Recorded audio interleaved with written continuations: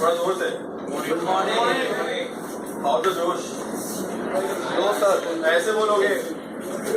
How's the Josh?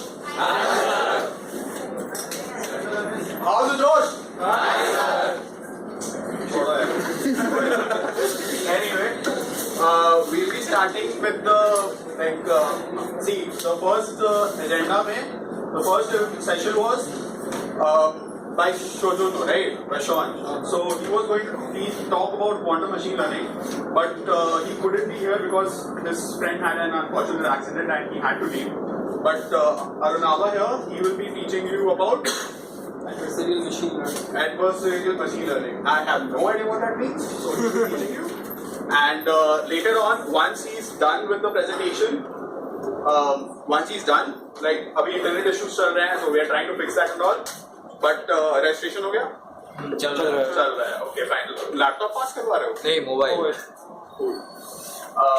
तो फिर वो registration आता रहेगा, like पता नहीं कहाँ है अभी. किधर है? किसके पास है?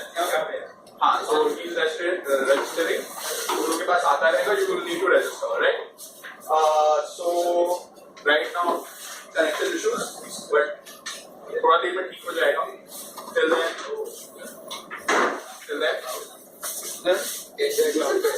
enjoy. No, like you can actually, you have hotspots, right? You can actually check on mobile, like what is adversarial machine learning, right? You can actually search on that. Google कर लो, हम भी करेंगे. वो भी जानते हैं.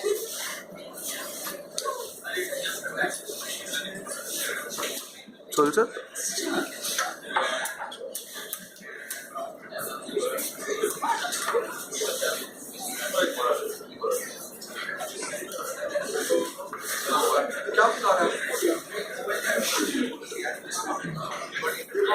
So unfortunately, Sean couldn't come because his friend lost his life in an accident, and that's bad. So anyway, I will be talking about adversarial machine learning. So how many of you are new to machine learning itself? And how many of you are aware of what is adversarial machine learning? I guess we take that. Okay, so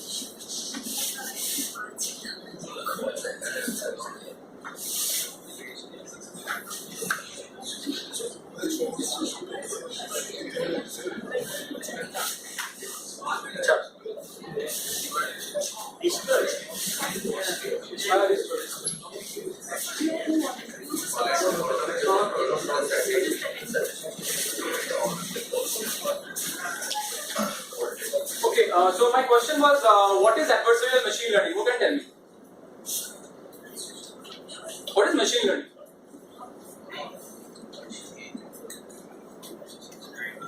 Someone give this a shot. What is machine learning?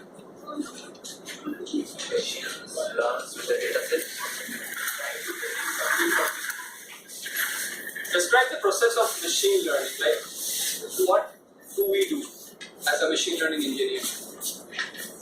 Learn from data, fetch the data, and then it goes through the trains to predict what actually from the time. And the algorithm learn what the output should be. Yeah. So in simple terms, what we do is,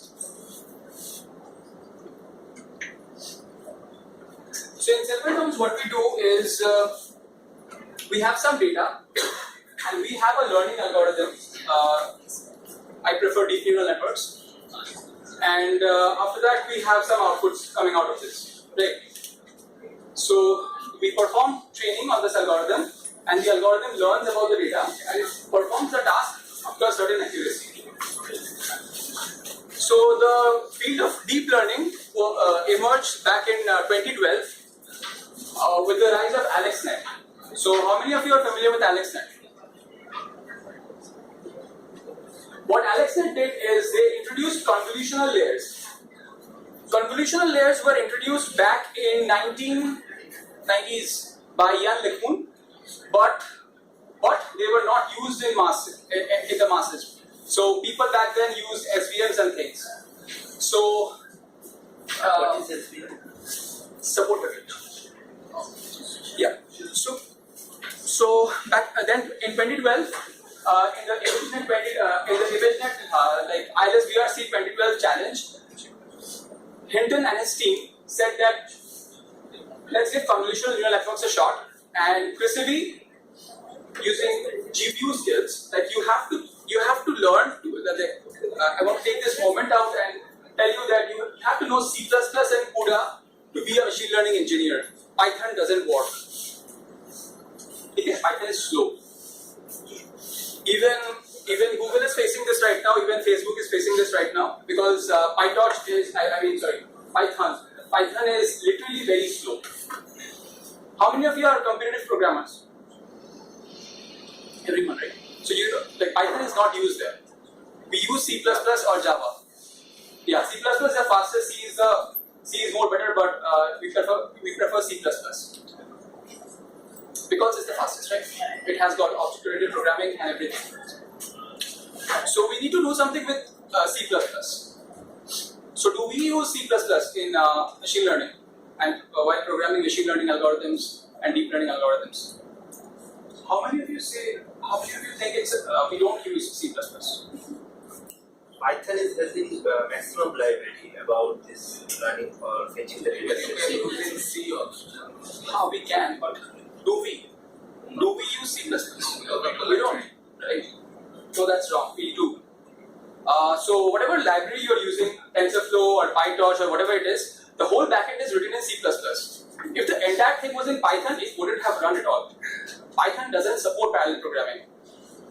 Okay, so the world has to move beyond Python.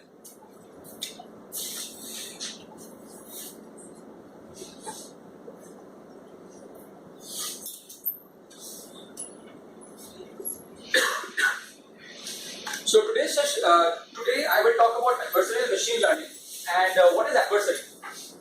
You can Google it up. What is adversary? Enemy. So enemies of adversary problem. Yeah. Okay. So my point of ImageNet was like 2012 challenge was they solved the ImageNet dataset.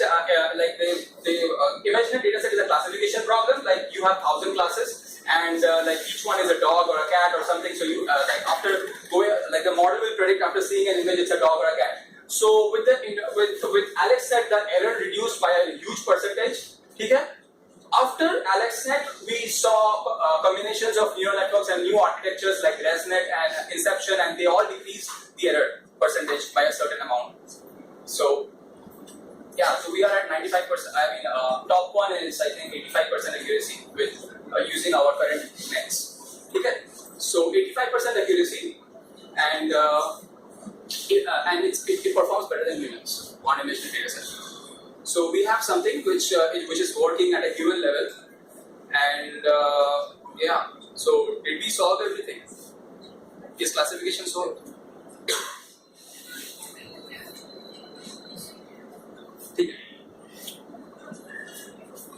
Research shows that classification is not solved. We are not able to my point is not my point is not to go in the direction of whether classification is solved or not. That was not the point at all. My point is we are using these models which are giving this high accuracies, but we have seen that even perturbing one pixel in the entire image can make the model predict it incorrect. So if it's an image of a dog, then I can make it predict as an image of a human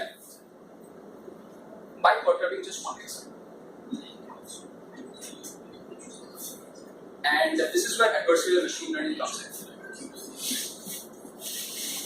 Right. So adversarial machine learning, the field is like we talk about GANs, we talk about everything, but I've been focusing on adversarial attacks and defenses, mainly adversarial attacks. So what are the attacks we can do? We can perform on these architectures to make them predict things in a incorrect fashion. So what do you think? Like you have seen deep neural networks, right? Deep neural networks are convolutional layers. So and after that, after a few convolutional, so everybody is familiar with convolutional layers, right? So in general, what happens is you have an image and the let's say and the convolution layer passes over each part of the image and it composes and it forms an embedded representation of that image, right? Which gets passed on through each convolution layers and finally we have some output. Okay. So that our deep neural networks are doing that, and we have architectural advances over this and everything. But even perturbing one pixel makes the model predicted in correct fashion. So my first question to you is, what do you think? How you can perturb an image so that the model thinks it's not what it's supposed to be?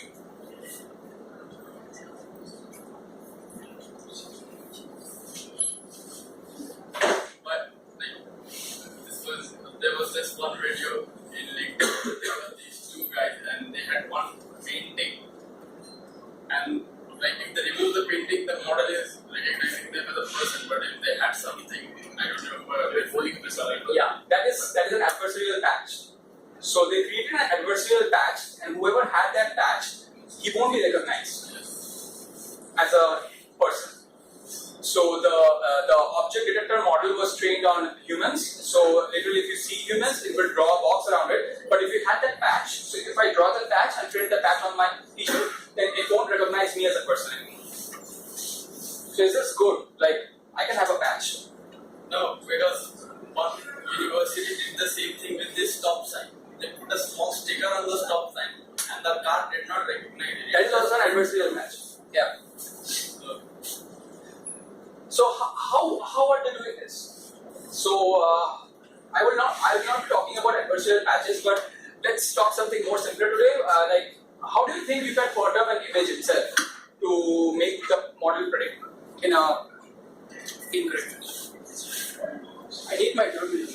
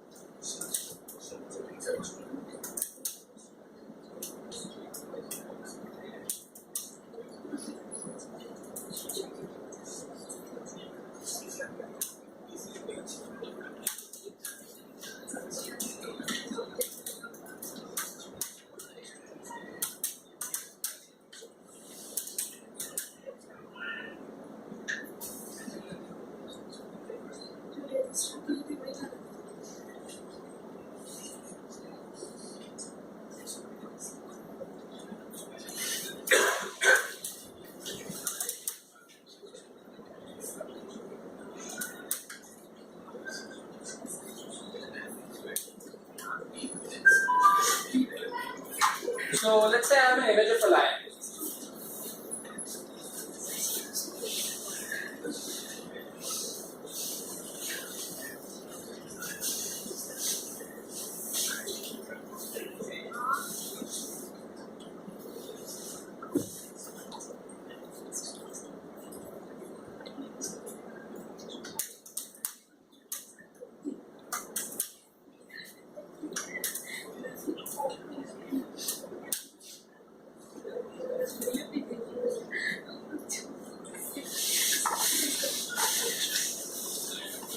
So while this loads up, tell me how you can perturb an image so that the model doesn't understand what it is? How? Let's say you have an image. Why won't you understand what it is?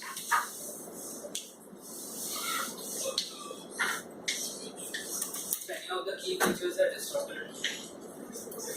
Yeah. So, how will you distort the key features? We can mess up with the resolution.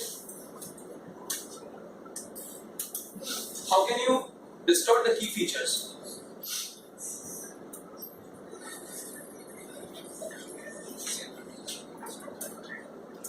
So the first technique that I'll be talking about is so it's a line, right? My question is how you can perturb that image so that it won't be predicted as a line. It would be predicted as something else. Dog, cat, not an animal at all. So the first thing that we will try is adding noise to the image, right? So this image, so I don't have any slides, I'll be coding, okay? So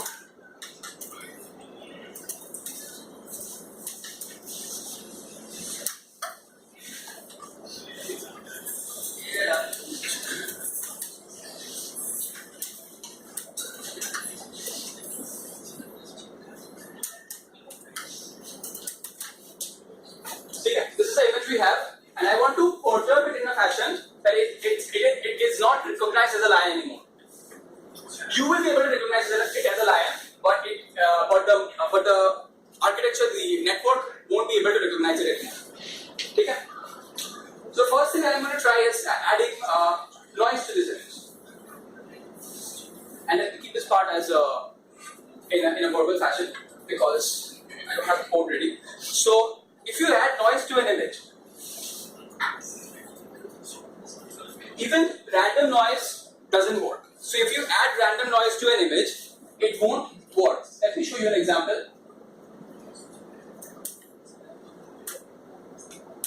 So let's say you add some amount of noise, the network will still be able to predict the image as a lion with a high accuracy. Let's say you add more noise to the image, the net will be still able to recognize it as a lion. Let's say you add more noise. So when the percentage of noise is so much that you yourself won't be able to tell what is in there. I mean, at some extent you will be, but not up to a great extent. Then the model will fail, giving something weird. Like, I don't know.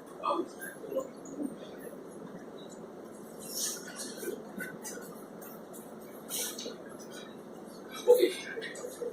So now what you're going to see is what happens if you add noise to this image.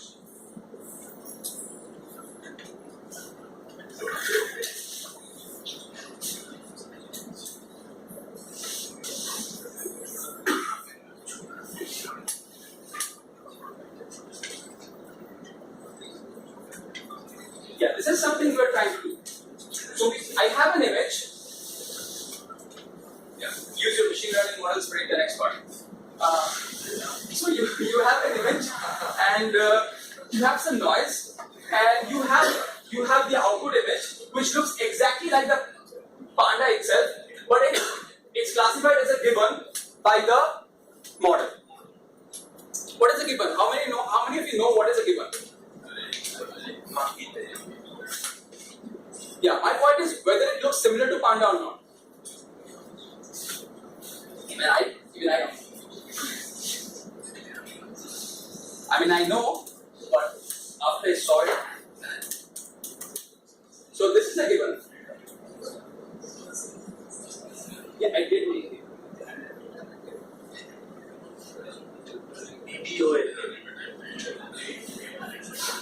So if you see a given, it's very close to what a panda looks like.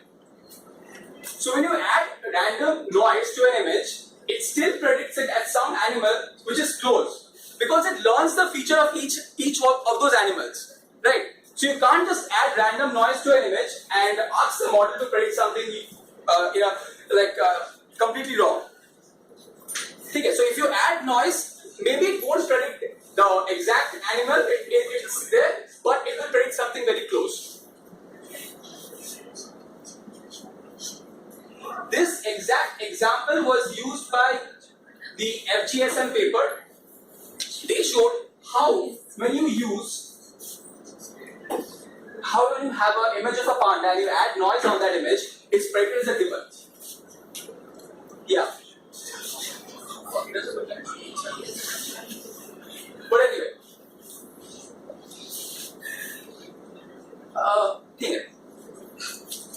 my point was this. This is what we are trying to do. We are trying to create that noise, and in which my image will be perturbed incorrectly by the model. Yeah. Let's say you have this. You have this. What is this? Gorilla. Okay. So you have this gorilla, and I want to add noise to this. This is before adding noise. This is after adding noise. Can you see the difference? I don't know what the question is, but seriously, it's not supposed to be there. Oh, it's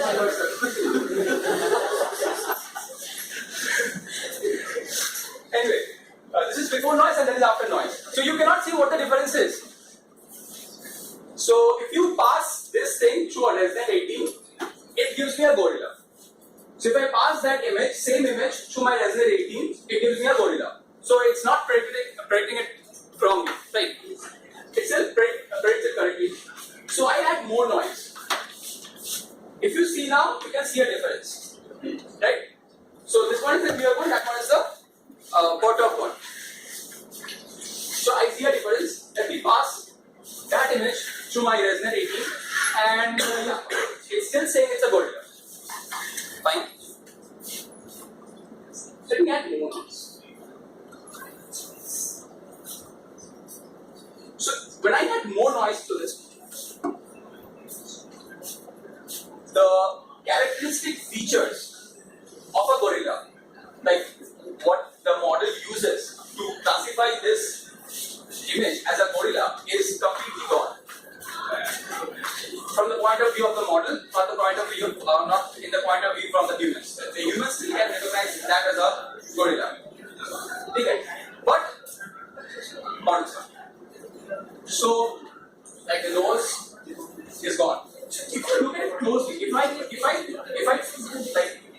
some of you come over here and look at this closely, like this, like in a very close fashion, not from far away, then you won't be able to recognize it as a gorilla also, right? Because every pixel is perturbed right now, and only you can recognize it as a gorilla if there is some padding. If there is some padding around it, and if you are resizing around it randomly, then only you can recognize it as a gorilla, right? So if you come close and look at it, you won't be. And this exact simple concept of padding won the second prize of NeurIPS 2017 Adversarial Machine Learning Challenge. Okay. This exact concept of padding. Fine. So yeah, the model says.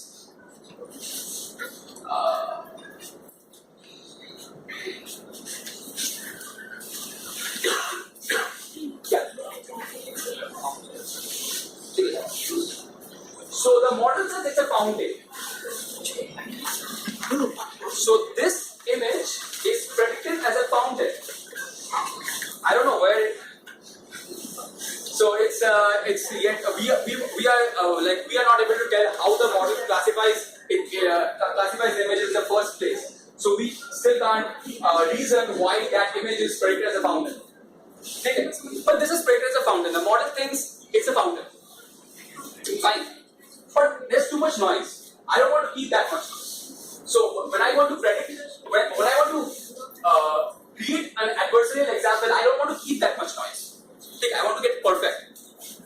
This helps in in research purposes as well as other things. So I want to get perfect. How do I get perfect in creating noise? And what else can I do? So this is like added noise. It already predicts it as a fountain. And if I add more noise, maybe it will predict it as something else, right? I have a question. Yeah. What if we mix two images all together? Whether it would be able to predict it correctly or No, not? never. Like if we combine images of two animals.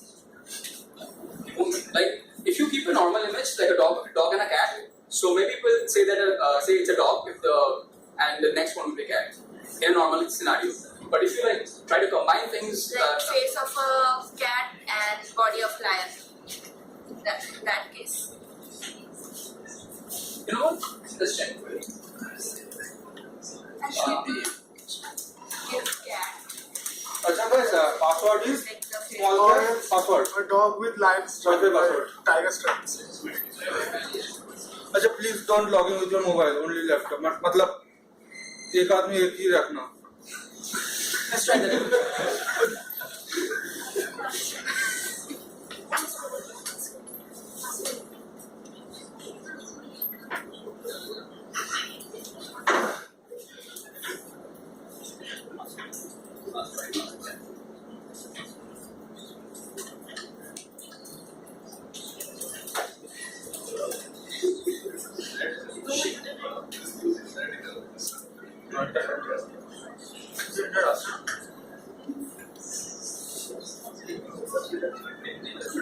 This is copy image location, right? Yes.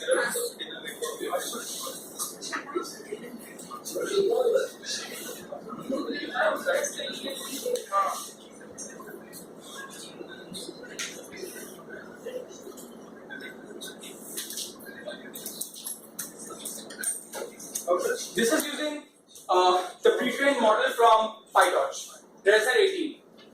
It predicts it as a line. Okay, because the face of the line is huge. It's taking up most of the part. Okay. So if you keep the body of the human, like the proportion of the human is more, then it's more likely that the human will predict it, and the next one will be lion. So yeah, that's the kind of thing. But this is not an adversarial example. This is kind of mixed up. I don't know what is that. Yeah. So my point was this. So we add noise and it's predicted as a fountain. We don't know why it is, but I want to decrease the amount of noise. I don't like it. It's like a very naive way to create a adversarial example. So what is the next thing we do? Noise is okay.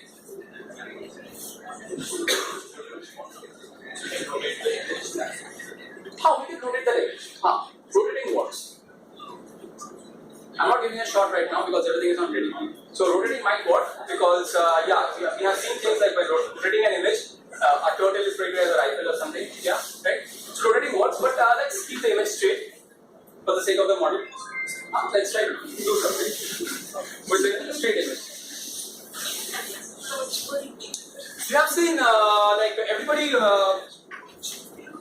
from in like 2005 or something, we used to take pictures and we had films, and the negative thing, and we used to look like this, and the negative part, and we weren't able to recognize what's there, right? We weren't able to recognize humans, like the things with the most characteristic features, but we weren't able to recognize everything there, right? That's right.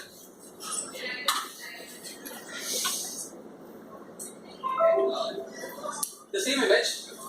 Converted in a like beginning. Yeah, exactly what I image. So what do you think now?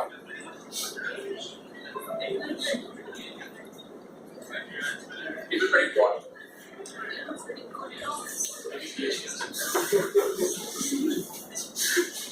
See, because okay, so it predicts it as a free man. Oh, what do you think it is? It's a dog.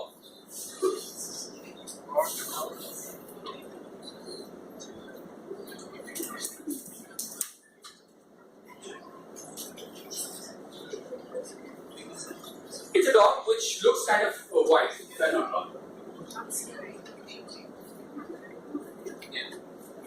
This is a wee man. So it's a dog. It looks something. It's something it has a white shade, and the model thinks that it's a wee man. if you see something very closely, it still predicts it as an animal. It's not predicting something like arbitrary. It still is an animal, right? How it is predicted is all the things are there. Select V manner. Most of the don't know about what is this. So all the things are written there, or it is just fetching dynamically from the name that it's a V manner or some others. It's trained on 1,000 classes. Okay. Okay. So whatever the 1,000 classes is it needs to predict from those 1,000 classes. So I'm a human. That's a camera. That's a laptop and everything. So if I'm just taught, if I teach a baby that that's a camera, I'm a human. That is a laptop. He will be able to predict things based on these three things. Okay. It goes like one training. So this is a trained model. I'm using a trained model. A trained model which is the best model, best resonant 80. Okay. Best resonant 80. And if it is goes beyond that, it will say that don't recognize like that. What beyond?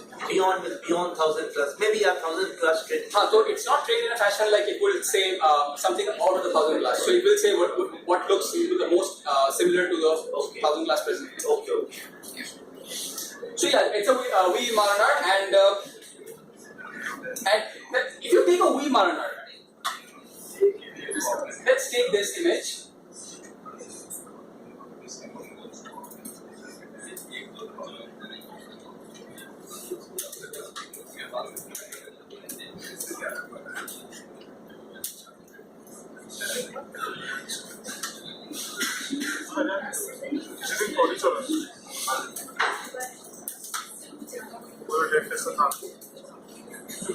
So sad.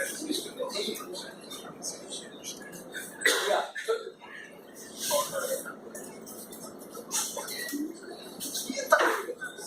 So if you take a V Mariner and if you invert that image, it predicts it as Saluki.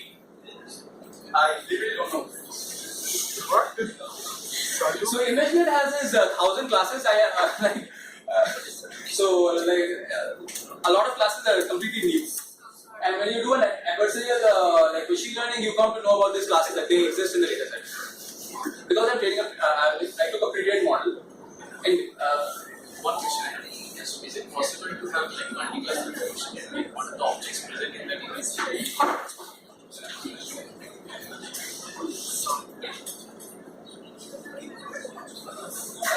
that is a still flow. Yeah, it's still flow.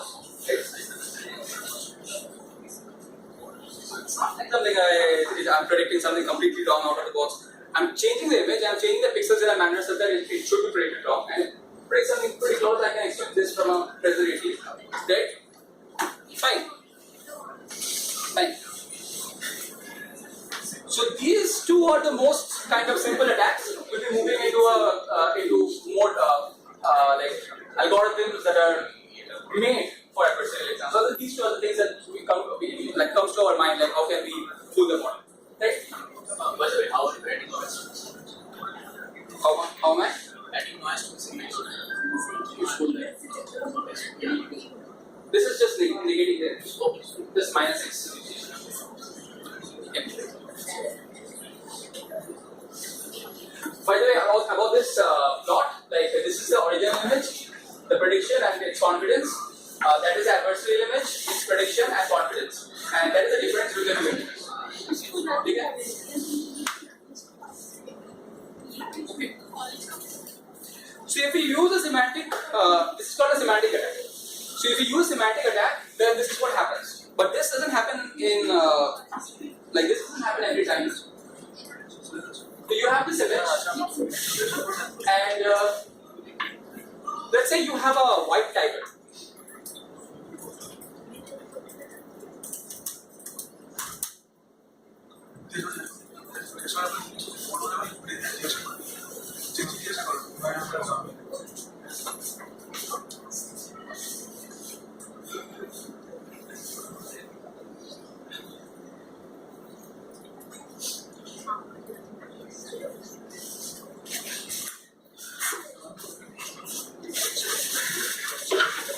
So if you have a white tiger, what do you think that it will, the model will predict? It still predicts it as a tiger cat.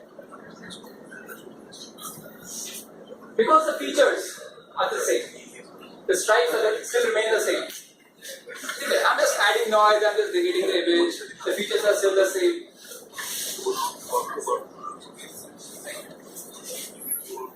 So the first one is called the noise attack. It's mainly used for debugging purposes, and the next one is the semantic attack. So the next one, which I'll talk about, is called the FGSM. It's a fast gradient sign method. It was discovered by Ian Goodfellow, who is head of AI attack. So the next algorithm that I'm going to show you is actually the FGSM algorithm.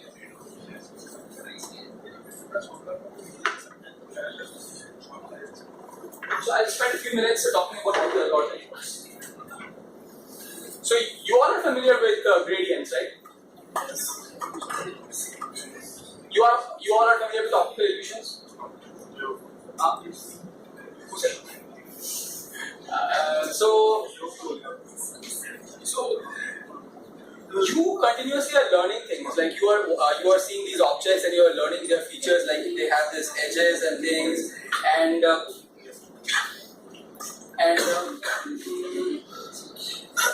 there are places where if you like combine two images, you don't know what class it belongs to. And even sometimes what happens is you completely you're not able to recognize, like at a look, like you looked at something and then you turned your head, so you thought there's something, but it turns out it's not there, right? So this happens because you just took one look. And my point is, like, you see features which makes you think that object is there. So if you think of this in terms of gradients, the network learns using gradients. Okay? And if you perturb an image using the gradients it has learned, using the values it has learned, so I can perturb an image in a fashion that it predicts what I want. So if I have an image of a tiger and I want to make it a targeted attack, like I want the tiger to be predicted as something else, like a turtle. I can literally say, okay, this is my image, tiger. I pass this to my model. This is my loss, and let's decrease the loss in a fashion that the loss towards the turtle class is reduced. So I take my loss in a manner that the loss towards the turtle class is reduced, and take those gradients and add those gradients on my image. So then what happens is my model says that image is no longer a tiger, it's a turtle. So in FGSM, what we do is we have an image.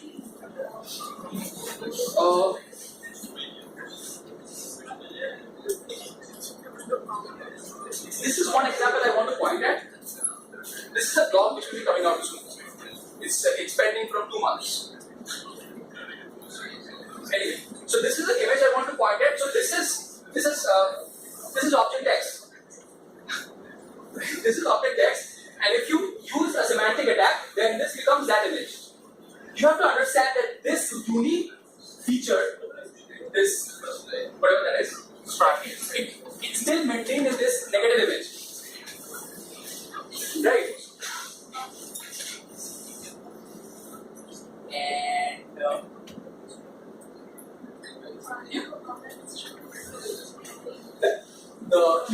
the clean example is predicted as a maraca.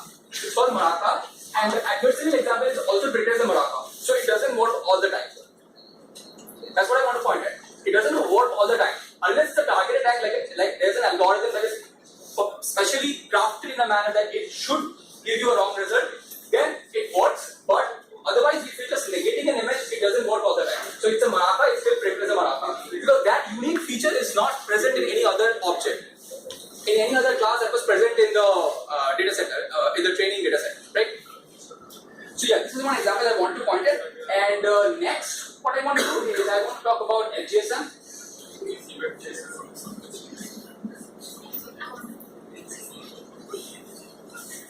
I'm using this because this has a single port.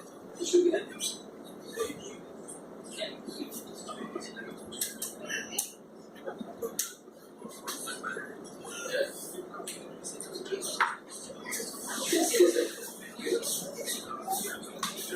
So this is actually a symbol of how to perform your JSON attack.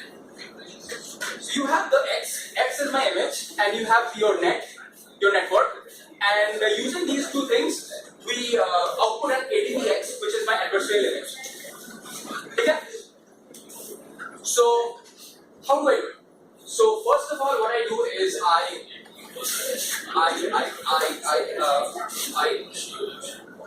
take what Y is, right? So dot argmax net of X dim 1 gives me what the class of Y is, like what's the true level of that image?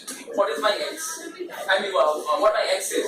Okay, my true X, like the model thinks that the X is Y in a clean fashion. Then I calculate the loss using my true level and my using my what is this? Criterion. How many my notes?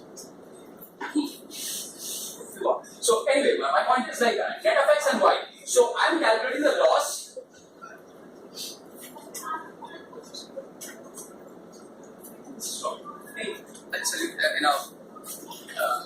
So this is the kind of correct. So what I do is I calculate the loss between the true example and the example that I need to go for.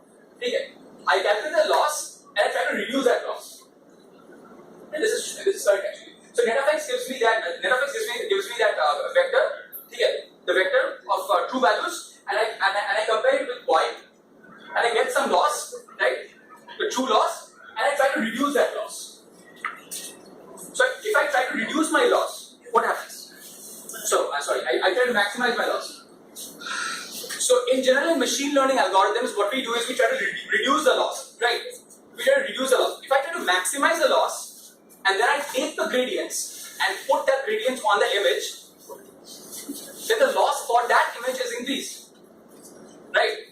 So I have an image which looks close to what it currently was, but it's perturbed in a fashion that the model thinks that it's of some other class, right? So I do that over here, and I have an image after a few iterations which is perturbed in a fashion which looks pretty close, but the gradients are added on it in a manner that the model thinks it's not of that of the true class.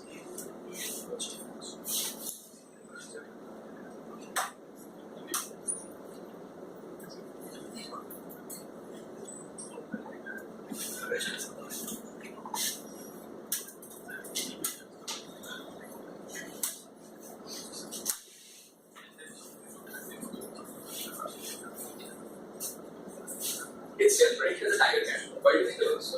This is a new algorithm, FJSON. Why do you think it's still predicted as a tiger cat? Give me one explanation. Because of the stripes or maybe recognizing beyond the process. If you see the difference is now, it's not an negate of the image, it still is the same. Just the same. Yeah. But there are gradients added, you can see the gradients. These things are added on that image, and so it's not of the correct class. Like the true class was tiger, and what is a tiger cat? You know what is a tiger cat? It's not a tiger, it's a cat. It's a cat. It's a cat which looks like this white tiger. It's all the tiger cat is A very nice example. And with this example. This is a tiger cat.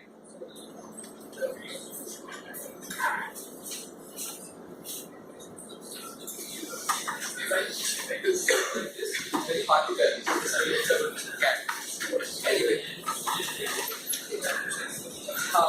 So why is this? Why is it predicted as a tiger cat? The answer I want is I am doing an untargeted attack. So when I do an untargeted attack, my main goal is that the true class, the image should be perturbed in any way manner, but whenever the model predicts something, it can be any class other than the true class. It can be any class other than the true class. I don't care what class it is, but it just can't cannot be true, the ground truth, right? So the model works against that. Like, so I don't have to predict. I have to do something which makes it predict incorrect class. I don't care what class that is. Now what happens is this is predicted as a tiger cat because in case of classifications, if you have done logistic regression and things, you have done that, right? So what we have is we have this. Let's say we have this big graph, and I have this one line which is separating 2 points. Okay? One line separating 2 points.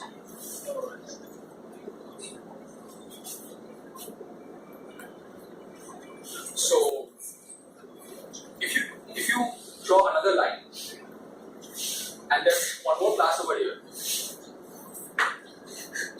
let's just keep it at 2 classes. So the closest class of these bunch of points is this, right? So if I ask my model to perturb a data point in here to something other than the true class, it will choose this one. But in case of this, it has 1000 hyperplanes. So these things are called hyperplanes. Okay? This has 1000 hyperplanes. And each one of the hyperplanes is at a certain distance. And you can think of this as 2 hyperplanes are close to each other, but the 2 classes are the same. Similar, not same. So when 2 classes are similar, their hyperplanes are in a very close range. Okay? So when I perturb one data point in inside one hyperplane, it moves beyond that hyperplane. It moves beyond the closest hyperplane. So the closest hyperplane to tiger is tiger cat. And the closest class of tiger is tiger cat. So the model just perturbs the image such that it just crosses that hyperplane. So if I take a data point and project it on this hyperplane, it's perturbed in a fashion that it will be predicted incorrectly by the model. I was not clear at all. Right?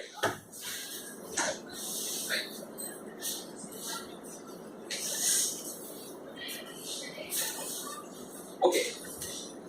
So let's think of it like this. Did you got my answer? Why tiger cat? Why it's predicting as tiger cat? Yes, because the 2 classes are very close to each other. So the model perturbs the input image in a way such that it's perturbed to the closest and the nearest class there is. Okay. And the closest and the nearest class there is the tiger cat. Let's keep it that simple. Okay, let's not go into details and have planes and things like that. Okay. So the image is perturbed and moved and it's projected. How many of you do projection?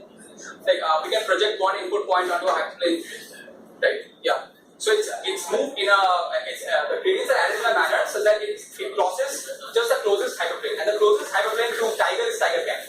So it predicts it as a tiger cat. Yeah. So overall, what we are doing here is we are calculating the loss and using that loss, and we are actually increasing that loss. Okay. So instead of minimizing my loss, which we do in machine learning, we are maximizing that loss, and whatever gradients we are getting out of that, we are adding that onto the image. And this is the FGSM algorithm. Okay. So I just maximize my loss. Okay. So this gives me this FGSM algorithm, which actually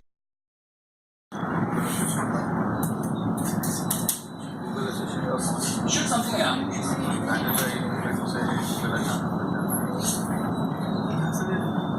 And that is what deep food is. So it takes the closest class and it tries to project the image onto the hyperplane of the closest class and it pushes it a bit beyond. So yeah, this is the closest class.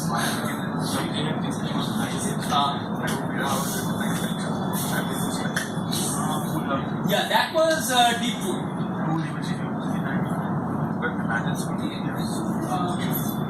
I'll start concluding. So, what do you think some other measures are for perturbing an image? Some other algorithms and modes? Let me tell you something. So, you heard about untargeted attacks and targeted attacks, right? So, there are also attacks. You can also classify attacks like black box attacks and white box attacks. Who can tell you the difference between black box attacks and white box attacks?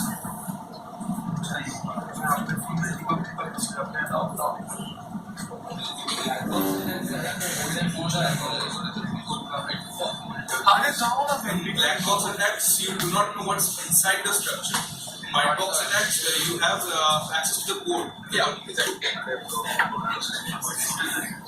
Yeah. So the thing is like if I have access inside your brain, particularly this brain, if I have access inside your brain and if I can read your thoughts, if I can manipulate them, then I can manipulate them in a fashion because I know how it works. I can perturb it in a fashion such that it misclassifies it. So if you see some object, I can perturb it, like because I know how you are classifying it. I can perturb it in the other direction, and you will not see the object as it is. Right? That's like Inception. I mean, yeah. Okay. So yeah, like enter my dream and you change it, and then you plant an idea. Okay. So yeah, white box attacks are that. So I have access to the gradients of the model. I know what the parameters are inside the model. You train a model, you have the access to the parameters, and you need the gradients to perform these attacks. So all of these attacks are white box, except the noise and the semantic one. All the other three are white box. Yeah, white box. If I say black box, stop me there. All of them are white box, and the first two are black box. Okay. So because these algorithms need access to the gradients, okay, they need the gradients to work. Without the gradients, these algorithms won't work. But do we have access to gradients? In case of production models like what Google AI, what Google Cloud have hosted. So if you want to perform an adversary over there, do you have access to the gradients? You don't, right? You're just calling an API. So what some people came about this is that you don't always have access to gradients, but still you need to change. You need to perform your attack, and these are called black box attacks, obviously. So how you do it is there's a way is you start with the target image. So I want my model to predict a dog. I start with the dog. Okay. I start with the dog, and then I show my dog to the model. So the model says it's a dog. Fine, good, we are good. And then we take some part of the cat, like some proportions of the cat image, and add it on the dog image. The model is a dog. We do some more adding, and after a while, it looks as a cat, but it's predicted as a dog. So this algorithm doesn't need your gradients, but it works. Okay. There's one more cool paper, which is new evolution to perform adversarial attacks. And there's one more cool paper. There's a lot of cool papers. So there's one more paper which was recently published, and they showed natural adversarial examples. Why do you think natural? What are natural adversarial examples, by the way? What do you think natural adversarial examples are?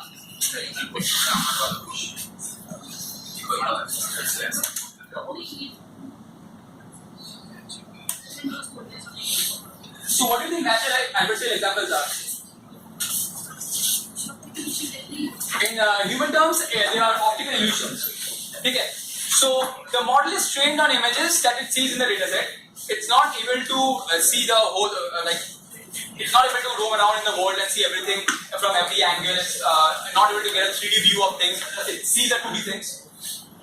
So natural adversarial examples comes in when you have images of objects which are weirdly looking, but they are like I'll show an example.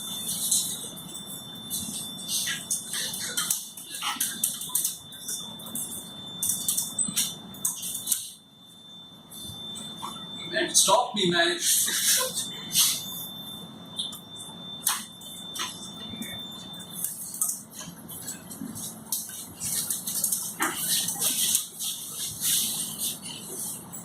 Yeah, this is the paper that was really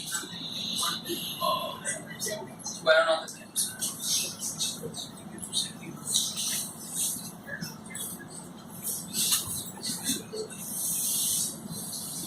Yeah, this will take some time to load. So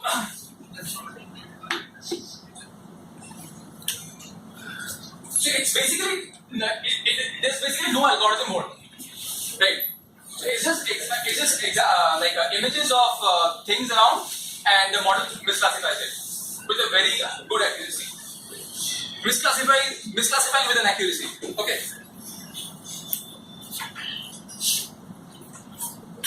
So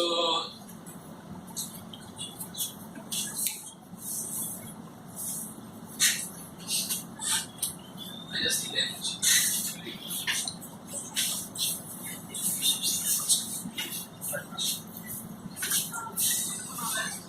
Yeah, let us load up. So yeah, this is one, and the other one I was talking about is New Revolution. So they use New Revolution algorithms to train an adversarial to create an adversarial example, right? And this is a very powerful attack. It's called the Jan attack. Okay. How many of you are aware of New Revolution? So lost. New revolution. New Revolution. What we do in case of general machine learning, in case of the crowd, what we do is we use gradient descent, right? We use gradients to update the model. But the thing with New Revolution, what we do is we use genetic algorithms to update the model. Okay. So if you think of a duck, how many of you have seen a baby duck? Yes. So how many of you, I don't know why I'm saying. How many of you have seen a baby duck? So baby duck, what happens is after it's born, so it starts swimming. It doesn't learn how to swim, it starts swimming. Can you walk after you're born? You can't, right? Okay, you can't walk after you're born. You need to learn to walk. But baby duck starts swimming after it's born. So this idea, these are called pre-op to something in biology. Okay? So these are the organisms that have their structure, their architecture, neural architecture in a manner. It's set up in a manner that they know how to do a task X after they are born. They don't need to learn about that. So this exact thing was inspired David Haas, a Google researcher at Tokyo. And what he did is he created an architecture which using a New Revolution, random weights. Okay, no training, random weights, gave an accuracy of 90% on the MNIST dataset. So you don't need to perform any type of training. It just works on random weights because of the power of the architecture. This is where it shows that it's not just the training, the architecture also matters. This is outside example. Yeah, so this is a natural image, no water vision. So it's a fox squirrel who is spreaded as sea lion with 99% accuracy. These are the things that I'm kind of pointing at with natural adversarial examples. Okay. So these things also exist because I've not gone through the entire paper, so I might be wrong somewhere. Okay. But these are things that I'm trying to point at. Because the data set is not seeing all the variations there can be, it still predicts something like this. Okay. Yeah, with that I think, no. Do we have time?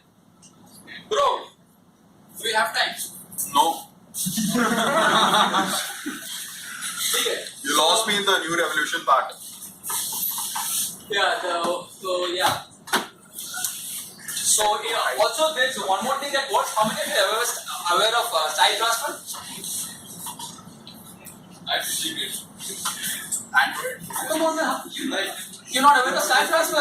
You have used Prisma, right? Yeah. No. Prisma use किया style transfer कोई किसी को नहीं पता. So Prisma uses style transfer. So the intuition is convolutional neural networks use the texture of the images to predict something. It doesn't use the shape; it uses the texture. We as humans use the shape to predict, but they don't use the shape; they use the texture. So with style transfer, if I perturb an image to give a texture of something else, it predicts it as that. So if I have an image of a zebra and I give it a texture of an elephant, of the skin of an elephant, then it will predict as an elephant. It still is a zebra, but it will predict as an elephant. So let me check if I have that.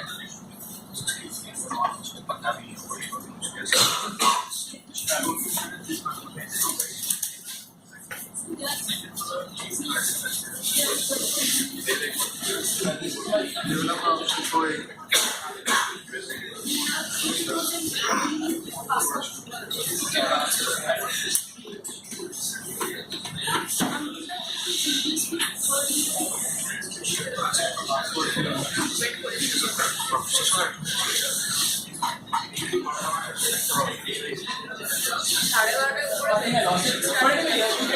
get my point, right? So if you have an image of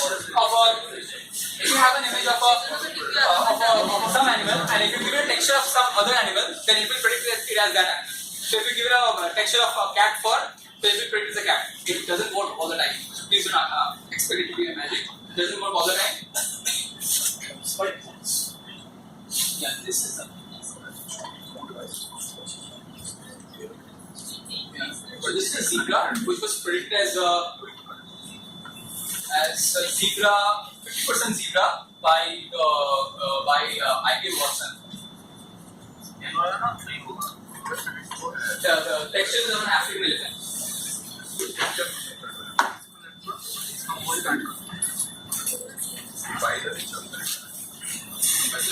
Yeah. So with that, I will conclude my talk, and please ask any questions you have.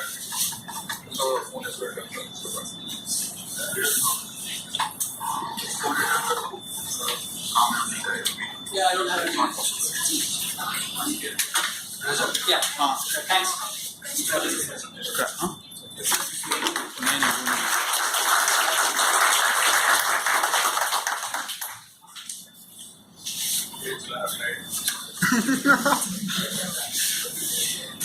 इसको बंद कर दो, live stream नहीं करना।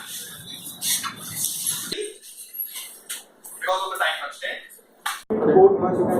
इसका care करेगा भाई, ये तो हम देख। You can click on what you want and it will give you the power to use the services that App Engine provides.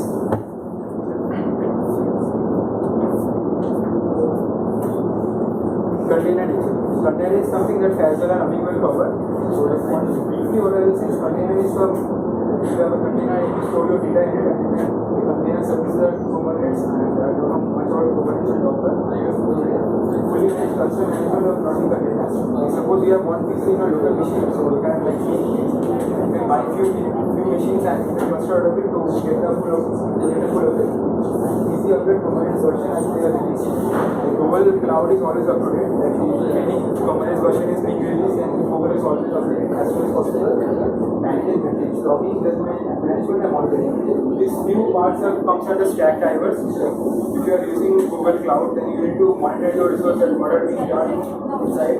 So you can monitor the logging part, health management, how your resources are going on, and you can honest monitor it. This is what I was talking before, IAS and PAS. Compared to falls under IAS, which is infrastructure as a resource, and PAS, which is App Engine, PAS is product as a service. So IAS, you can see the pay for what you allocate for management over it. If you are using something, then you have to pay for it. If you want something more. And pay for what you use, then management for it. So both the cases, management is high on IAS and management is low for PAS services. Let's say I want to create a VM, let's say with an instance with OS installed. Let's say I want a data center. So in that case, it will fall under IAS. And let's say I want HTTP to have SQL Server or any other database. My SQL instance already installed on that. So in that case, it will be the best. If you want to have a SQL Server, then you need to create some pre-existing sessions. Currently, cloud storage or cloud SQL to connect SQL Server with your. So is it like I will get a VM and then I have to install that? You don't need to install it. You just need to keep the VM in the specification, set the regions for it, and you need to create some buckets to store your data. Google Cloud Endpoints. Google is not always about using overcloud features. You can always use your own APIs for if you look at the code point, you start using Java or any other language to make the work. So it supports iOS, Android, and JavaScript clients. Exposure is RESTful interfaces. Supports applications. The main key feature about endpoint is it supports or the PAS and IS service application does the DSC service. So Google Cloud Data Store. How many of you know about NoSQL? What's the difference between MySQL and NoSQL?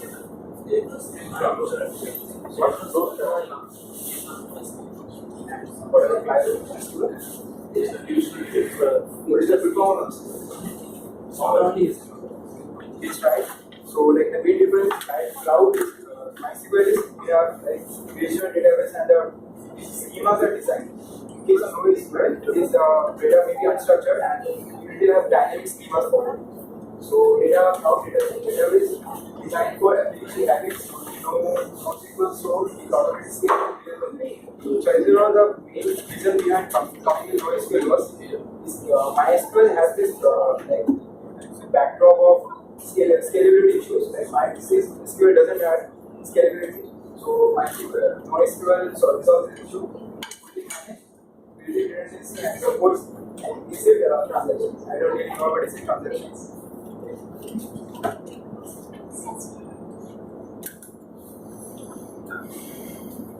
Google Cloud Store. What is DOC? What kind of basically kind of what kind of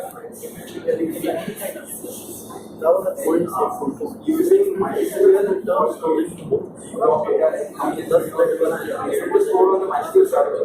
So the latency will be very much high. And suppose that you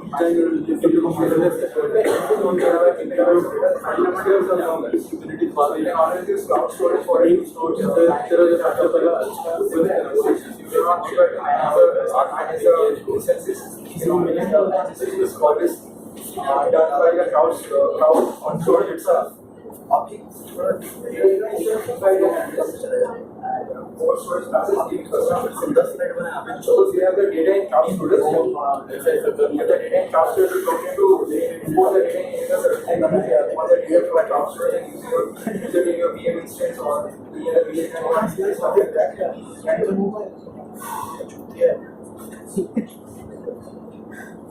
Cloud storage right? You can use your cloud storage already with the information about and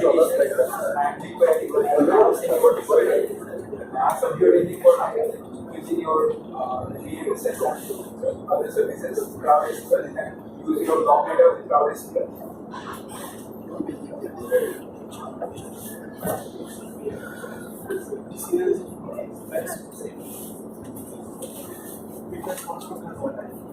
Google Cloud Activity. How many of you know about big data? Fundamental. Yes, big data. Big data is when we are talking about like not small data, it is terabytes and petabytes, even more than petabytes, and the data is growing exponentially. So we use always big data with NoSQL to store our data to work on it with the services. It has beach-based API. Beach-based is Apache database management API. It is like a key value. We have the key and the value for the value of the API. Getting compatibility with big data and Hadoop. You know Hadoop. Live manager applications such as Google Analytics and SQL. BigQuery is equivalent to Hive. Hive is the ecosystem. Like Hive, we use Hive for databases. So you can use your like BigQuery for the data analysis, but Hive give you like something. You can do it like equivalent to SQL. So BigQuery is something noise. BigQuery. Yes. Equivalent to Hive. Cloud SQL. MySQL offers you more SQL and MySQL security implications. So if you know about BigQuery, you know about data no crashes. There is always a backup to segregate the data, so you don't need to run out of data. So vertical scaling, horizontal scaling. Vertical scaling is like adding machines to your machines pulled to your devices, and horizontal scaling adding like power to your system, like power being the RAM, CPU, so that you can recover your systems and Google obstacles Google layered security services. So you don't need to care about losing your data or someone getting into your systems. Come here. Integration of cloud SQL with services like Apple Cloud Computation and SQL. So if you have data stored in cloud SQL, will always your data to applications of product. When you export your data to Apple itself, configure a cloud SQL instance where we develop an application. Computing licenses can be authorized to access cloud SQL instances using external API address. Cloud applications can be produced so if you are doing it on global scale, so you have to give it a multi-region workload. So you are from USA, you want to deploy your app on USA, you have to select the region being East US or something like that, and the zone being the like the small part. Cloud SQL can be used with different applications, right? Like as I said before, like you can use external APIs and the cloud. Standard tools can be used to access your database, different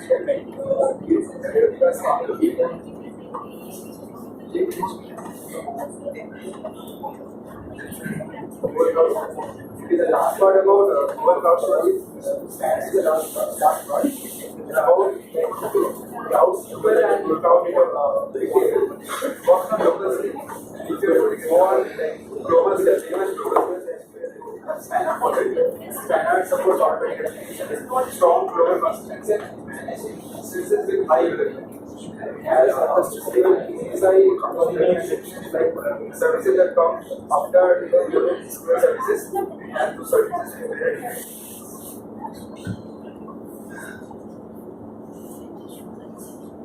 This table shows us the relation between the storage services with the parameters. See that the size limits is high for cloud storage, and it is as it is deals with block data. अरे ओदिके problem right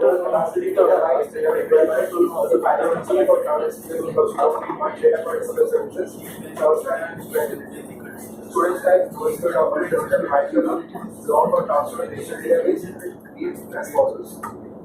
And this is why for transfer and fast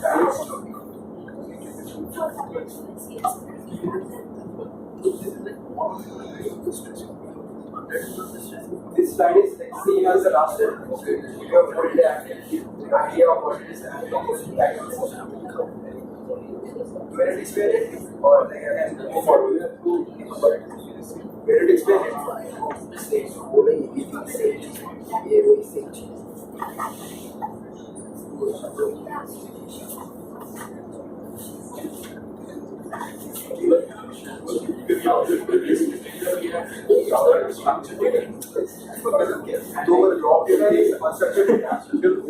Structured data is which are like CSV file and all that, which are the data which are column with a given value, and what is history. Unstructured data range or like if you open a page in comparison there, if you remove some part of it, the data will be images, large media, divide to one channel.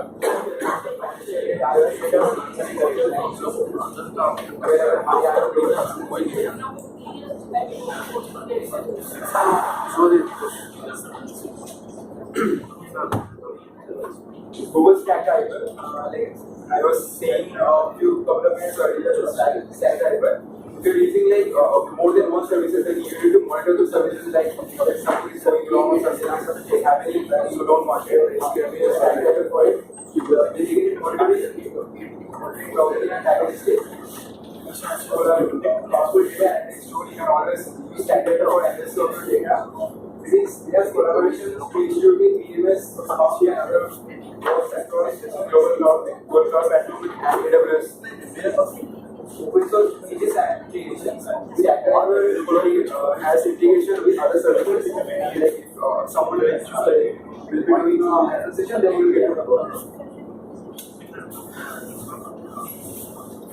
these are the few areas open source stack drivers. Checking your checks, uptime or downtime features, errors for error, reporting for the notifications about error having good services. You can use your stack driver for debugging your applications to face your latency or the throughput. Platform systems and application logs. Logs your review failure problems and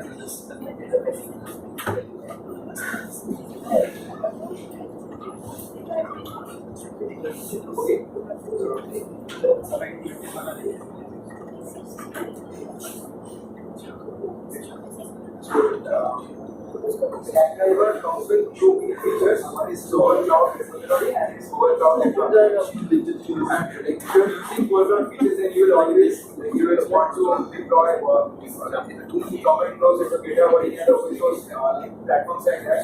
Stack driver for monitoring as well as community compared to the open source platforms.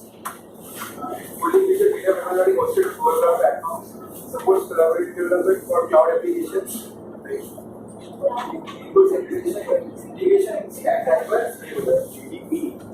After cloud sources, like you have deployment features. And after mentioning the application deployment well, you always want to deploy it. You can create a YAML and describe an environment and use your deployment manager to create the resources. What you want to like after releasing one version of the user, you can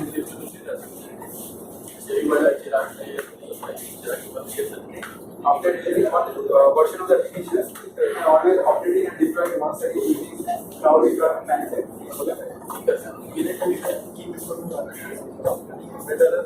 And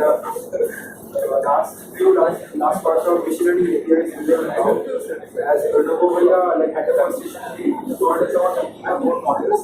So what you are too lazy to do it, you can always use the whole all the machine learning APIs like vision APIs, speech API, translate API, and NLP APIs. This slide tells us about machine learning and services. Trading model, trading machine learning model created by Google. If you want, then I can describe models and just move forward. Okay.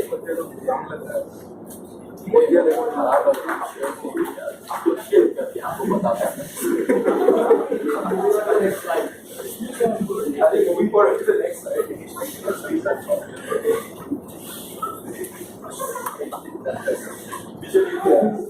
Computer vision is about like using images. You can use your image to like implement your machine learning algorithms and the algorithm after being trained it will detect some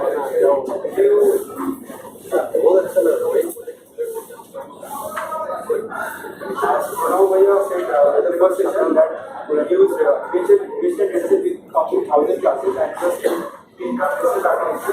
So if you have the trained model, then you can use the model for detecting other things like cat, dog, like what happens in Google Lens. So you can call Google implement or direct row and implementing something like that to make a model, make a target model or something like that. Google installation, lower detection level and so on. Cloud vision is you can like what happens when you create your own model. You can calculate something and ask it to extract text. Speech API. So, like, how many you already know about natural language processing? Quite a few, okay. Like, natural language processing is something like what we do with our voices, texts, and like that. So, without you can make your own model, so you can like use speech API, which is more than 80 languages, and it is developing day by day. And return takes in the time. IEM return to environments.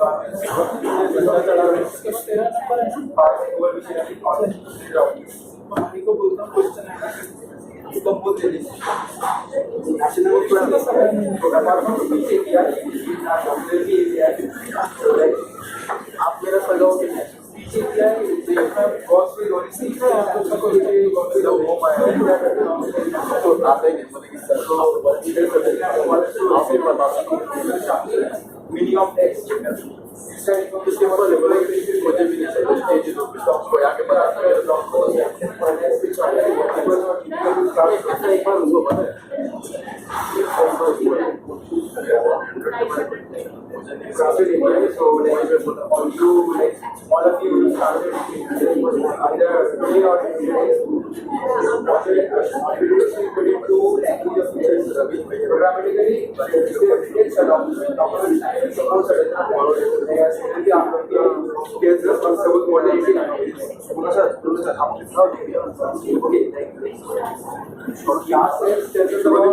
if you want to বরবর দেখাবি so total expert lectures like all the starting to class I tell you like OS बेचारा घर cloud credit so you want to quest and like go time on using OS cloud so they knowing what the architecture is running between the services first topic covers contains the components contains architecture security and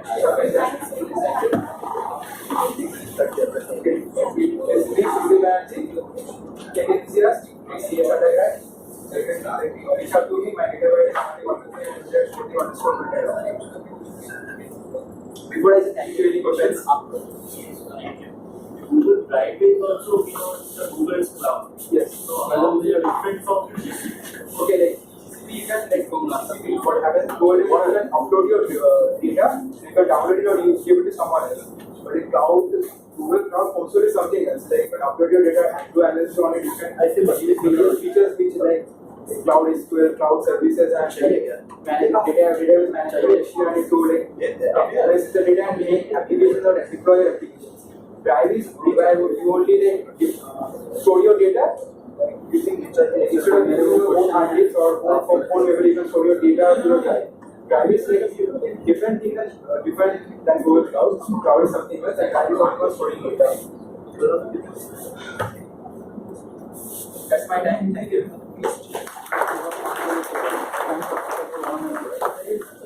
one question. So we clear like how many connections? Yeah, because of given by public manager, we have to kept it for the last session because we are out of time.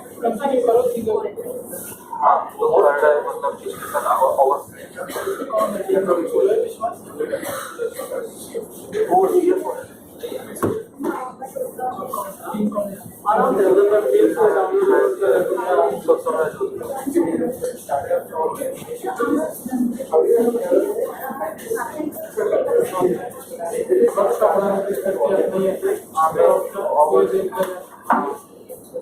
सोचा है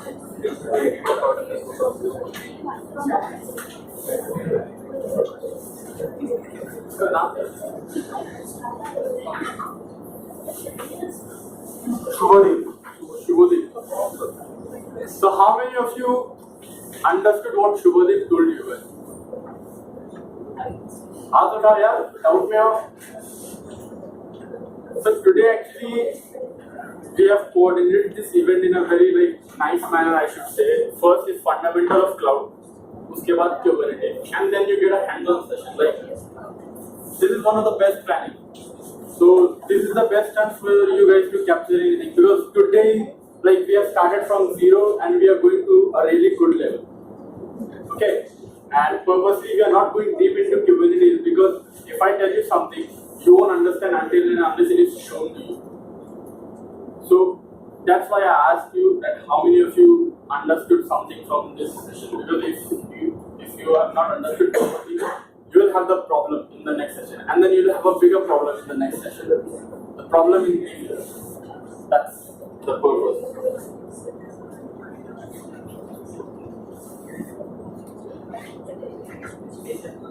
Don't worry, I don't have a lot of slides. कहानी सुनाएंगे.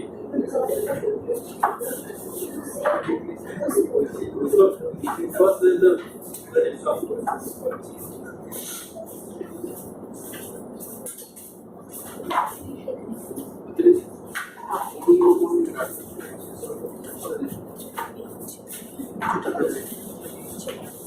you are waiting, some of your fellow friends have gone to the washroom, okay? क्या So you can wash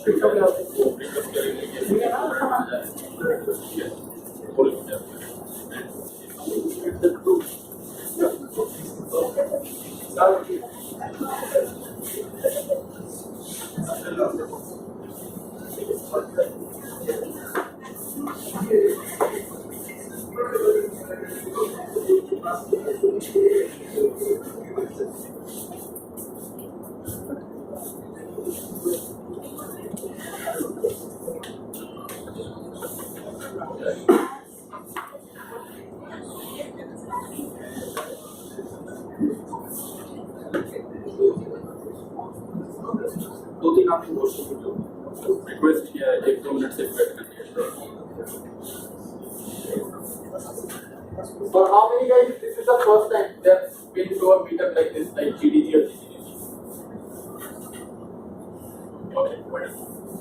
4-5. So, are you guys enjoying this?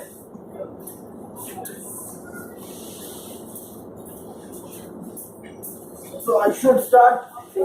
Anyone is not there.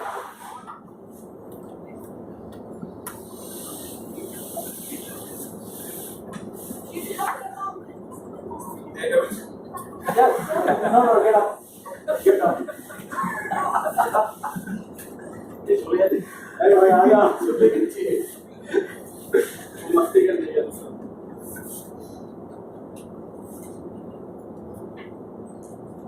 So today we are having Cloud Fest. This is the first of its kind.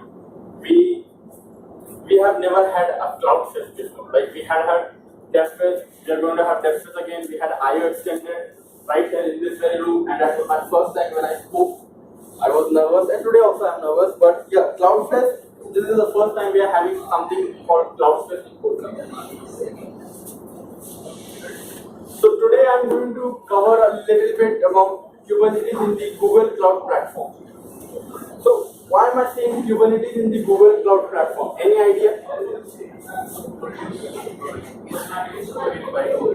Yes? Yes. But Kubernetes is also available at other resource services, and it is also available independently because it is an open source project. So first of all, like if I say Microsoft Word, so what is Microsoft Word? It's an application. We just read the text. So a very simple question is, someone asks, what is a Kubernetes engine? So a very simple answer could be that it is a container orchestration engine. It's something that orchestrates, or you can say create and manages containers. And there are others also, like Marathon by Apache Bases, Docker Swarm by Docker, and Kubernetes engine is by CNCF. But you will be shocked to know, can anybody guess who invented Kubernetes? Google. Yes. Google invented Kubernetes and launched in the mid of 2014. The first stable version was launched in the mid of 2015. The reason was because in the beginning of 2014, a company called Docker launched Docker Swarm, and it was open source. So actually the company who has had the most experience with containers is Google itself. It was launched for the, you can say Docker launched it open source for the public and for the other corporation, and Google launched it too. But Google itself has been using containers for about a decade. And what they use is actually called Borg at that time. Okay. So what Google did was, Google created Kubernetes, and then later on you can say they hosted it on CNCF, or they donated it to CNCF, and even today Kubernetes is taken care by CNCF, but it is the primary and very important service of Google Cloud Platform, which I will tell you how important it goes to. A very small one, okay? So today, yes. cloud native computing foundation. So there are 6 wings of DSC. So that is the cloud wing. So yeah, some facts that make your mind blow. Every week, Google runs about 2 billion containers. Not 220,000, 2 million, 2 billion. That is about 200 crores. 200 crore containers every week. And like, it's not like, okay, they have been using it from 2014, 15, no, they have been using it for a decade. And famous services like Gmail, YouTube, Search, all of these, they are deployed using the Kubernetes engine. They all run on containers. And like I told you previously, that Bomb is the proprietary container manager for Google. But now even Google themselves are using Kubernetes in their other services, and the most famous service is Google Ads. The reason being, both Google Ads and Bomb and even Kubernetes, all these three were written in Golang. It's a language, again, even Golang is a language that was invented by Google. So, you know, if you have same language, the integration is better. It is very common understanding. So, moving on to the next. So now let's get into detail. अगर किसी को बस बोलते भाई it's a container orchestration engine, it's not enough, right? So what is Kubernetes? So the first answer I've given. Said, COE short form नहीं है. I just written it. I'm a bit lazy, okay? COE नहीं है. Like you have to write the whole word, even if you're googling it, you're searching it somewhere. Second point is manages containerized apps at large scale. Like Google themselves, they have 2 billion containers and they are managing it every week for their all famous services. So I want to remove one misconception. Kubernetes or containers, these are two different things. Kubernetes is not the container. Kubernetes helps you to create, you can say, containers and mostly managing partitions. Mostly, you can say 80%. How it creates, I'll show you the architecture later on, a very general architecture. The third point is it's open source. So that is a very, very positive point. And just I was looking at the slide, so I Google searched it, and on GitHub I saw that the GitHub page of Kubernetes has around 55,000 stars. That is like literally, like this is in the top 5 open source projects on the planet. After Linux, GitHub, it's in the top 5. Third point is contains multiple compute engine instances that work together as container cluster. Abhi nahi samajh mein aayega. I'll show you the picture later on. Keep this point in the mind. Okay. The fourth point is very important. So if you are searching, and I have told you all before also, maybe both को नहीं होंगे before. I didn't mean that. Like 40,000 searches per second in Google search. That is why they have 2 billion containers. What happens? The load, उतना जो request का load, when I search, mobile खोला एक search के line, what happens? A request goes from here to somewhere in the जो भी nearest data center है, and then वहाँ से request वापस आता है मेरे mobile से. Okay. तो अगर एक ही data center है, एक full of container को, एक compute engine है, एक storage है, तो बहुत time लग जाएगा. What you do, you divide that. So 40,000 requests are not going at one place. They are being balanced, distributed. And let's say that it's Christmas or it's Diwali. क्या होता है?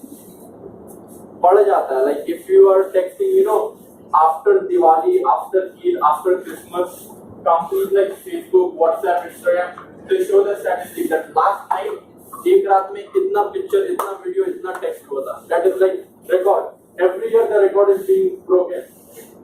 So, अगर pressure and load इतना बढ़ रहा, then you have to automatically scale and upgrade also. So you don't have to worry about that. Kubernetes does it automatically. You don't even need a human being to be there. Kubernetes can do it. And a very basic is it provides CRUD operation, that is create, read, update, and delete. So even if you want to delete a Kubernetes, let's say that हमको मालूम है today is Diwali night, pressure बढ़ने वाला है, तो I need 10 more container and 2 दिन बाद इस 10 containers को destroy कर देना है. I don't need a human being. I can just write. Like, how many of you are Android developers here? Android में कुछ होता है .yml file. He writes the whole configuration in that, and then you export that. So just like that, when you are creating a container, you can create a Docker file, and you can write all the specifications right there. After that, you don't need to worry about it. That file will take care of your container. It is very much like the .yml file. It configures, it takes care. You don't need to worry. You can go 9 to 5, 9 to 8, जो भी है जाओ आराम से सो सकते हो. Even let's say that in the middle of the night, due to some reason, a container gets destroyed. So वहाँ पे आप setting दे सकते हो कि whenever a container gets destroyed, automatically replicate will move. So that can be also done. You don't need a human being. कोई question है अभी तक? Nice. It means I'm doing good. So this Docker file is basically having the configurations of the container. Yeah, it's a SQL file. You just I'm just trying to understand the problem. Like for example, we have a class, we have an object of the class. Yeah. So when you say that we have a Docker file, we have an object that is the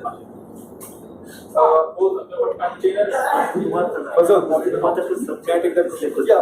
So you said Docker file, right? Yeah. So in Docker file, we specify the information, instructions rather. Okay, and then we post it to Docker. What Docker does is it takes those information and it creates a Docker image. Okay, and those images are used for making containers. Yeah.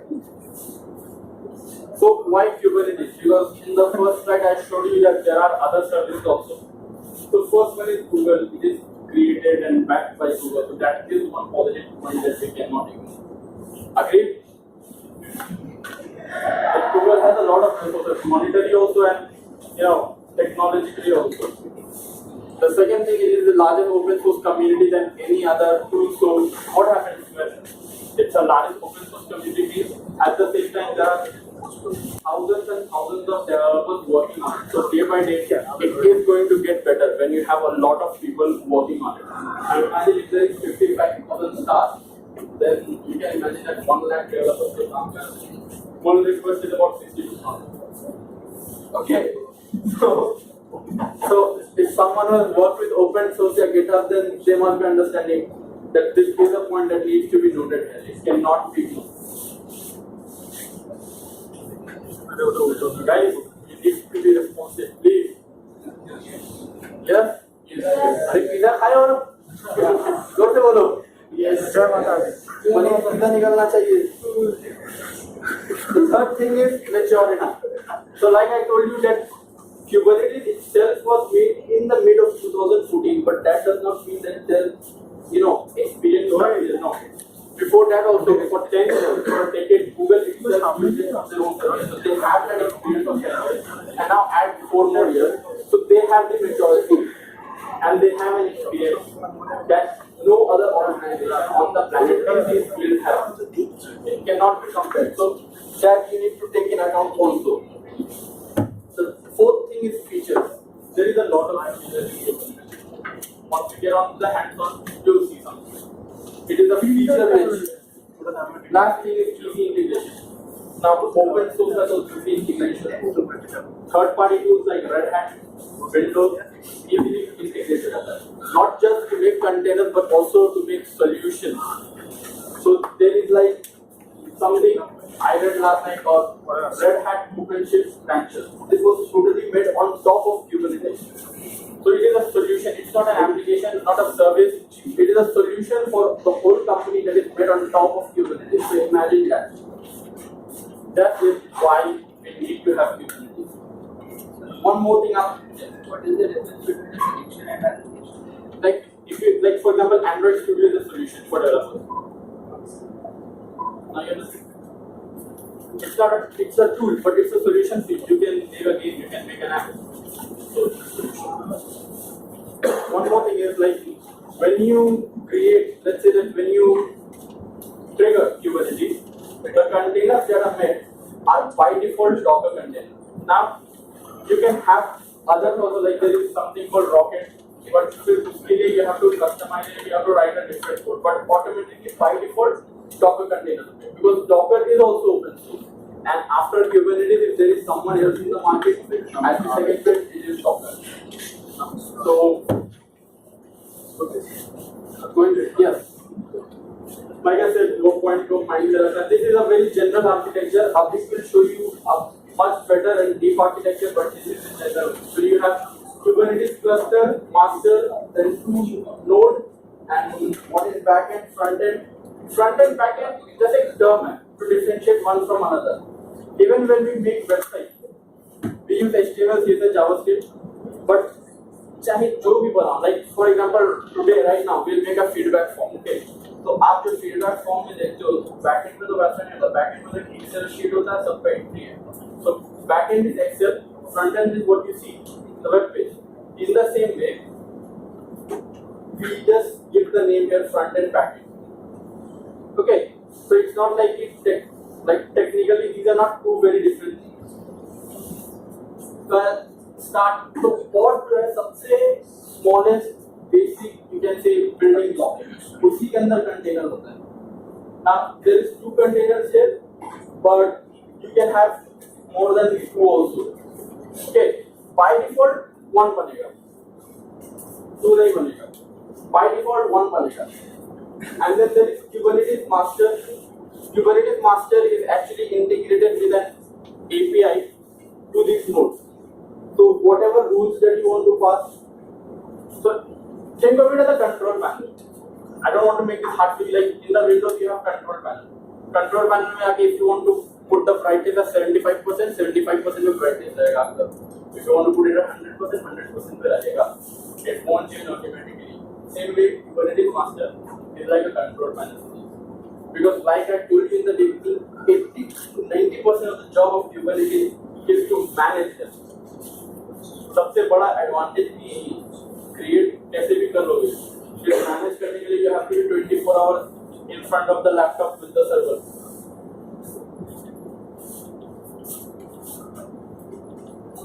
These are the companies that use Kubernetes, but believe me, it is like a handful. Reality में there are many companies, but वो photo डालने से दिखता नहीं, बहुत गंदा था. Yeah, I'm telling you. And like I told you, I'll tell you a small story that I have read also, and I've also heard from my mentor, Chirag Bhaiya. So it is of Pokemon Go. How many of you have played Pokemon Go? I have played. I remember I was in, it is 2015, I was in class 11. 10 का result आया था, पूछते Pokemon go down, उस वक्त legally play store में भी नहीं था, .apk डाउनलोड करेंगे. Okay, so how many of you have you done that? कि .apk प्ले स्टोर से नहीं, other sources से कौन डाउनलोड किया? Very good. So what happened is, imagine that Pokemon Go, the people who created it and the marketing team, they did a little bit of research, whatever they do, I don't know. But according to the research, they thought that in Y time, X number of users milega. And they were using GCP, but they were using App Engine. How many of you heard about App Engine? हाथ थोड़ा ऊपर करो. बाकी सब अभी तो वो बेचारा बताया. कहाँ थे यार? App Engine is so important. If you are making an app in Android, iOS, App Engine is what we use. App Engine से क्या होता है? You just need to take care about your app. The underline कितना GB space चाहिए, कितना RAM चाहिए, वो सब it is taken care of. Automatically अगर it is automated underline. But you can just look at the tech part and cloud and back end वो सब Google पे छोड़ दो. That is why App Engine is not App Hosting, App Engine. So they use App Engine. Problem क्या हुआ? The response was very high. Like in Y time, instead of getting X users, they got 50X. And even the app engine was not configured in a way कि उतना load ले सके. It went down, obviously it went down, and the company Niantic took the help of Google company, and then they shifted it from this app engine to Kubernetes, because app engine में automatic scaling वाले होता है, but you need a person because it's your app. In Kubernetes, you don't need a person. So 50x के जगह 500x भी हो जाएगा. So that is one of the best examples. Thank you. Yes, please. I have one more question. Yes. Why does here and there. नहीं पता, sorry. Okay, But okay, two things I'll tell you. Which I learned again last time. Kubernetes का developers लोग Kubernetes नहीं बुलाते. They call it KAS. It is a 1990 वाला style. I just got to know yesterday. And also, if you go and read the documentation. No, actually, can I tell you something? Yes, please. What is actually Kubernetes? Why it is named as Kubernetes? If you see the logo of Kubernetes, it's a handle of a ship. Yes. Okay, so it's a handle of a ship, and what ships contains actually? It contains some containers. Yeah. And Kubernetes what contains? It contains containers. You can see that pods contain containers. That's why it's named as Kubernetes.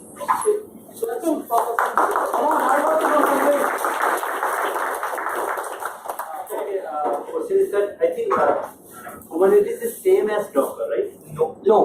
No, it's totally different. No. Okay, what is the difference? No, Docker is the container. Docker is the container itself, but Kubernetes is the manager. Manager. मतलब एक Justin Bieber है, Justin Bieber का manager.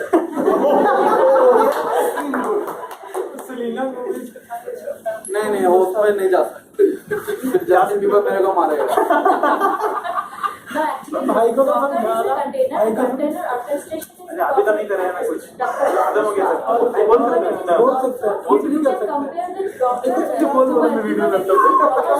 You cannot. Answer सही है ना?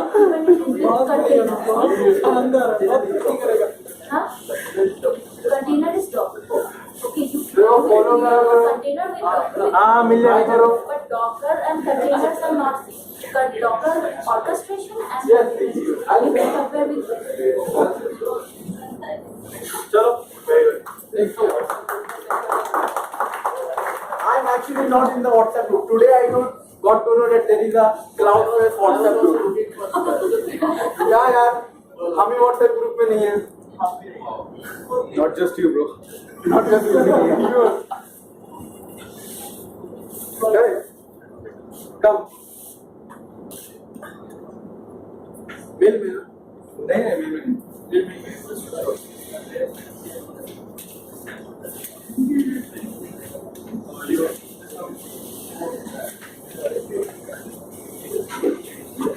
Thank you guys. Let's give another hand of applause.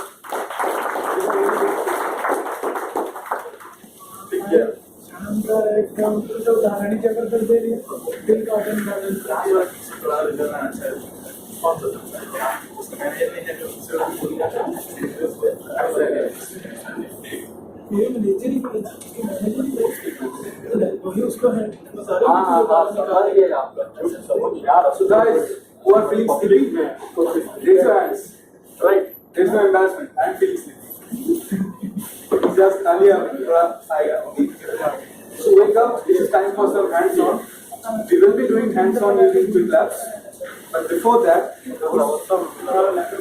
this is the finale for Cloud Fest. And yeah, this is the last session. Please follow about myself, before I begin, so I'm a cloud enthusiast. Yeah, so I'm from Vishwas Engineering College. And I'm also a blockchain developer. Who here has heard about blockchain? Wow, that's really nice. पूछो कितना को आता है? बहुत पूछो. So before we even think about Kubernetes and Docker, we are supposed to show के बारे में. It's like the hello world in Docker. अगर इसको प्रणाम करना तो so it's actually similar. Suppose you make a website in PHP 5, right? You're working for a client. You give that code made in PHP 5 to your client, but the client has PHP version 7. There's bound to be some mismatch, right? कुछ difference आएगा. अगर नहीं चला तो पिटोगे. So what you can do is you can use Docker, and actually it literally does this. It gives you a segmented spot, the container itself, and you can put your code inside the container. The container will have the PHP 5 environment you need, and you can give the container or the image itself to your client. It's as simple as that. So right here, right now, I'm just what should I say, recapping what Fazal just said before we head down to hands-on. So yeah, Docker versus virtual machine. Who here understands this difference? Raise your hand. Just this one. Okay. So see, on the right we have virtual machine study, right? So as you can see, we have a hypervisor and then VMs, and each VM has its own guest operating system. If you have worked with VMs, you know that you need to allot a specified amount of resources, right? 2 GB RAM, one processor, and sometimes it doesn't need that much resource. Comes in Docker. With Docker, you do not need guest operating system. You have app 1, app. These are apps, right? And these run on top of Docker. There is no need for guest operating system. You can run on host operating system. I'm giving a very high level overview, okay? Because the time is almost 3. So what Kubernetes does? A similar image was presented by Fazal, I believe. So right here is the Kubernetes master, and these are the worker nodes. Steps नहीं बोल सकते अभी modern age के ना. So if you notice here, can you guys see, guys at the back? Can you guys see what it said right here? Ford, yeah. Cannot see here.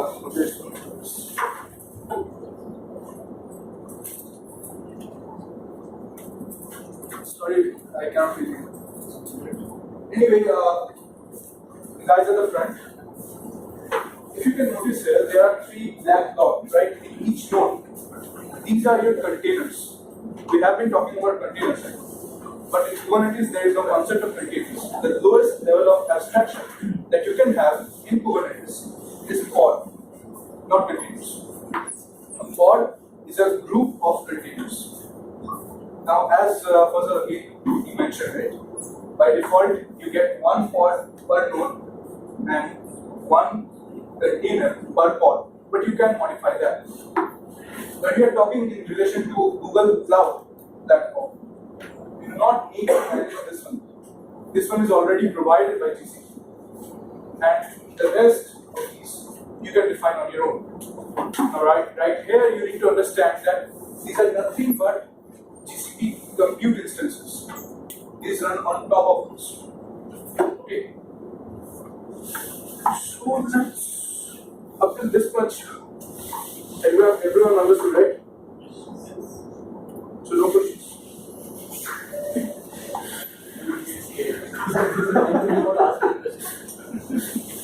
Okay, let's move on to hands-on.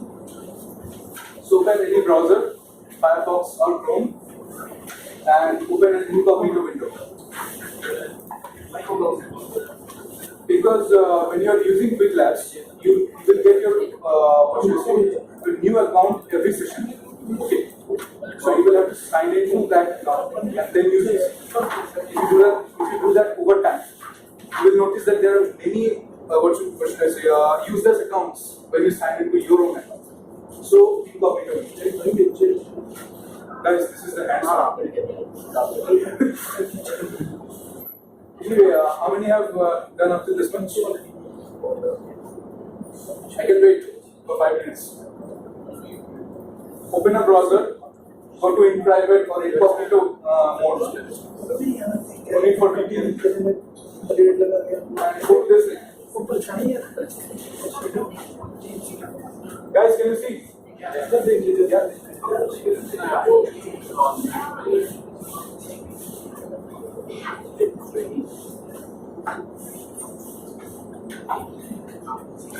Course में क्या wait करने को बोल रहा बहुत wait करवा long link. How many of you have entered this page already? Okay. Let's wait for a few minutes. इसमें code नहीं है पता है